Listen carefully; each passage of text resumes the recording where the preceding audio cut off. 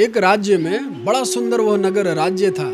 वहां एक बड़े धर्मपरायण धर्मात्मा महापुरुष राजा उस राज्य में राज्य करते थे। उस महल में रहते थे। वो बड़े धर्मपरायण संत सेवी ब्राह्मण सेवी राजा थे, धर्मात्मा थे वो। उनका प्रतिदिन का ये नियम था कि समस्त जितने भी ब्राह्मण देवता संत लोग उन्हें मिल जाएं, आ जाएं, उन सबको प्रतिदिन भोजन प्रसाद पवाकर खिलाकर ही अपना दिन की शुरुआत करते थे, अपने दिवस को आप आरंभ करते थे। इस प्रकार का उनका नियम था। प्रत्येक दिन ब्राह्मण आते। एक समय की बात है, कुछ ब्राह्मण उनके यहाँ प्रसाद भोजन प्रसादी के लिए आए हुए थे। उन ब्राह्मण देव के उन राजा के यहाँ रसोई लगी हुई थी, पक रही थी, खुले में रसोई बन रही थी। चारों तरफ केवल पंडाल में खुले आसमान के नीचे वह रसोई पकवान बन रही थी। बड़े से कड़ाहा में वो भोजन प्रसाद बन रहा था। समस्त रसोइयाँ व्यस्त थे अपने अपने कार्यों में, जल्दी जल्दी भोजन प्रसाद बनाने में, प्रसाद काटने में, सब्जियां बनाने में सब व्यस्त थे। और बड़े से कड़ाहे में उबटन में वो बन रही थी। तो वहां एक अकस्मात एक ऐसी घटना घटी कि एक चील आसमान से उड़ी। वो मरे हुए सर्प का पूंछ अपने मुख में दबाकर, सर्प मरा हुआ था, उसका मुख पृथ्वी की ओर नीचे की ओर लटक रहा था और उसके पूंछ को पकड़कर वह चील उड़कर वहीं से रसोई के ऊपर से प्रवेश किया। खुले आसमान में वो बन रहा था। तो वहाँ पे ये हुआ कि जो बड़े से पात्र में जो भोजन प्रसाद बन रहा था उसमें उस मरे हुए सर्प के मुख से 2-3 विष की बूंदें उस पात्र में आकर गिर गए। वो मिल गया, उसी प्रकार बन गया। वो चील वहाँ से उड़कर चला गया।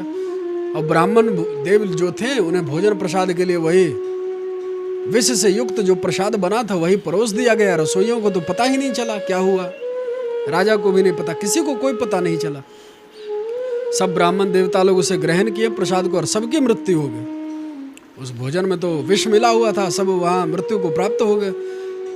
और राजा को अत्यंत दुख हुआ कि अचानक अकस्मात ऐसा हुआ क्या कि अचानक जितने ब्राह्मण हमारे यहाँ भोजन प्रसाद पा रहे थे सबकी मृत्यु हो गई। तो पता चला कि इस तो भोजन में विष मिला हुआ है। उन्होंने राजा ने उन सब रसोइयों को, जिसने उस भोजन व्यवस्था भोजन प्रसाद को बनाया था, उन सब रसोइयों को बुलाकर पूछताछ प्रारंभ कर दिए। पूछने लगे कि तुम लोग बताओ यह अकस्मात इसमें विष कैसे प्रवेश किया, विष किसने डाला। सब हाथ जोड़कर राजा के समक्ष रोने लगे और कहने लगे कि हे महाराज, मुझे बिल्कुल इस बात की कोई खबर नहीं, हम लोग को नहीं पता इसमें विष कैसे आया। रसोई को भी नहीं पता, जितने रसोइया थे उन्हें भी नहीं पता, राजा को भी नहीं पता। बिल्कुल सत्य घटना थी। सब तो व्यस्त थे रसोइया, और वो चील के द्वारा उसके विष, सर्प का विष, मरा हुआ सर्प का विष उसमें गिरा। किसी को कुछ खबर मिला, पता चला नहीं। यह बात ऐसे ही रह गई। यह घटना किसी को क्या दंड मिले यह कुछ पता नहीं चला। और ये सारी घटना यमपुरी में, यमलोक में जो धर्मराज जी थे वो अपनी सोच रहे थे, बैठ रहे थे किसका सजा मैं दूं, किसके भाग्य में ये समस्त ब्राह्मणों का पाप मैं लिखूं, किसके भाग्य में मैं डालूं। यमलोक में धर्मराज जी बैठकर विचार कर रहे थे। उन्हें भी समझ नहीं आ रही थी। चील के ऊपर भी नहीं डाल सकते क्योंकि उसका तो भोजन प्रसाद, भोजन ही ग्रहण करना ही सर्प को उसका भोजन है। और सर्प का भी दोष नहीं है क्योंकि सर्प तो मरा हुआ है। रसोइया का भी दोष नहीं, रसोइया तो खुद व्यस्त था भोजन बनाने में, उसे तो इस बात की पता भी नहीं। राजा को भी दोष नहीं ठहरा सकते, उसे भी नहीं पता। यमराज परेशान हो गए और उस फाइल को, उस पाप के यह जो पाप हुआ इस फाइल को ऐसे ही रख दी, छोड़ दी उसी प्रकार। किसी के भी भाग्य में इसका दंड विधान न कर वैसे ही पेंडिंग रूप में छोड़ दी यमराज जी। उन्हें पता ही नहीं चला किसके भाग्य में मैं इस पाप को डालूं। यमराज जी बोले इसका निवारण बाद में कभी किया जाएगा। कुछ समय उपरांत उस राजा ने सोचे कि हमसे इतनी बड़ी दुर्घटना हुई है, ब्राह्मणों की हत्या हुई है, जो फिर से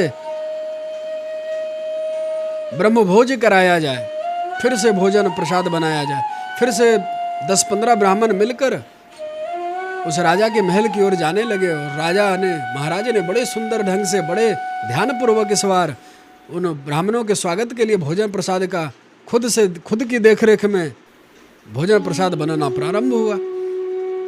तो जब वो ब्राह्मण महल की ओर जा रहे थे, 10-15 ब्राह्मण मिलकर उस राजा के महल में जब प्रवेश करने के लिए हेतु जा रहे थे, भोजन प्रसाद पाने के लिए जा रहे थे, तो वहीं पे एक बूढ़ी वृद्ध मैया वहां पे आई। उस गांव में काम ही था निंदा चुगली सुनना, निंदा चुगली करना। वो वहां पे आई और उस ब्राह्मणों से कहने लगे कि हे ब्राह्मण देव, आप लोग किधर जा रहे हैं, कहाँ जा रहे हैं इतने लोग एक साथ एकजुट होकर। सब ब्राह्मण कहने लगे कि हम जो महाराज हैं हमारे राज्य को, उनके यहाँ भोजन प्रसाद ग्रहण करने जा रहे हैं। उस बुढ़िया का, उस वृद्ध माता का स्वभाव ही था दूसरे का चुगली निंदा को कहना सुनना। वो बिना सत्य को जाने वह बुढ़िया उन ब्राह्मणों से कहने लगी कि ऐसे राजा के यहाँ क्यों जा रहे हो? उसने तो पहले ही कुछ ही महीने पहले तुम्हें लोगों की तरह 10-12 ब्राह्मण को उसने विष खिलाकर मार डाला। अपने उस दुष्ट राजा ने भोजन प्रसाद में विष को मिलाकर उन ब्राह्मणों की हत्या कर दी। अब लगता है तुम्हें भी उसी योजना से वह राजा मारना चाहता है। इस प्रकार जब वह ब्राह्मण सुने तो वह बड़े भयभीत हो गए और अपने निवास को लौट गए। उस राजा के यहाँ प्रसाद पाने को नहीं गए, अपने अपने घर को चले गए। यह बात जब राजा को पता चली तो उन्हें बड़ा पीड़ा हुआ, बड़ा दुख हुआ कि मेरे द्वारा जो ऐसा अमंगल कार्य हुआ जिसके कारण सब ब्राह्मण देव लौट गया। राजा दुखी मन से, शांत स्वभाव के थे, धर्मात्मा थे, चुप रहे। सोचे मुझसे इस प्रकार घटना घटित तो हुई है, मैं इसमें क्या कर सकता हूँ। इसी के कारण उपहास का पात्र बना हुआ। यमपुर में जो धर्मराज जी थे वो सोचे कि अब मेरे जो फाइल को जो मैंने पेंडिंग छोड़ा था उसका जो किसे सजा देना है वो मिल गया। सारा दोष चित्रगुप्त के द्वारा, जो कि वहाँ सारा लेखा जोखा का कार्य संभालते हैं धर्मराज के यहाँ यमपुरी में, चित्रगुप्त को बोले कि सारे पाप का जिम्मेवार इस बुढ़िया पे डाल दो। जितने ब्राह्मण की हत्या हुई राजा के द्वारा, जो राजा के महल में हुआ, उस विष युक्त भोजन को पाने से ये सब इस बुढ़िया पे डालो। क्यों? क्योंकि जो चुगली निंदा करता है, इस बुढ़िया को सत्य का पता तो था नहीं क्या हुआ क्या नहीं, लेकिन इसने अपने स्वभाव के कारण, इसका स्वभाव था दूसरे को निंदा चुगली करना, जिसके कारण समस्त ब्राह्मणों का पाप इसी बुढ़िया के माथे डाल दिया गया। इसी बुढ़िया के कर्म में यमराज धर्मराज जी लिख दी। तो ऐसा दंड मिलता है केवल निंदा और चुगली सुनने और कहने से, कि दूसरे के पाप भी केवल निंदा चुगली सुनने से अपने भाग्य में आ जाते हैं, ना करते हुए भी